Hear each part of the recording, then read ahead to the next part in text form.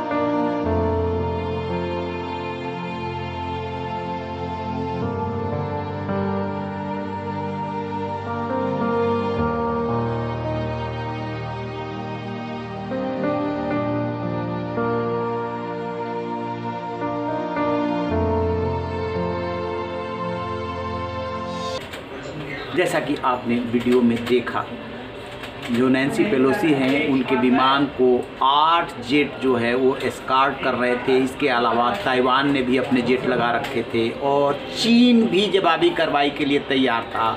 Nancy Pelosi वहां पहुंचने के बाद एक 3 ट्वीट किए हैं और उन्होंने बताया है, जताने की कोशिश की है दुनिया को कि जीवंत लोकतंत्र का समर्थन बहुत ज़रूरी है।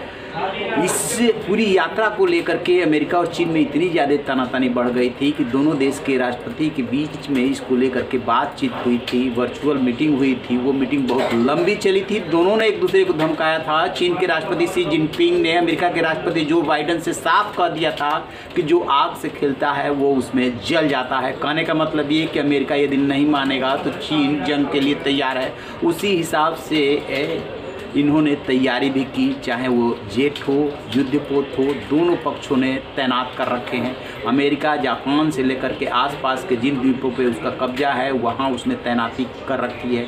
चीन युद्धाभ्यास कर रहा था और ये उम्मीद की जा रही थी कि अमेरिका जिस तरीके से उनके यात्रा के कार्यक्रम में ताइवान को शामिल नहीं किया है, हो सकता है कि जंग को, तनाव को कम करने के लिए, टालने के लिए नैन्सी पेलोसी की यात्रा को वो रद्द कर दे, लेकिन ऐसा नहीं हुआ। वो ताइवान पहुंची, ताइवान सुरक्षित पहुंची। वीडियो में आपने देखा। इसको लेकर के चीन बौखलाया हुआ है और अब कह रहा है कि अंजाम भुगतने के लिए अमेरिका तैयार रहे। अब ऐसे में सवाल ये उठता है कि चीन अमेरिका के खिलाफ क्या कार्रवाई कर सकता है। क्या ताइवान में जैसे कि पिछले साल एक साथ 54-58 उसने जेट जो है उड़ा दिए थे, उस तरह का कोई कदम उठाएगा या कुछ और? इस पे हमारी नज़र रहेगी। रही बेखबर, देखते रहिए इन खबर। Thank you.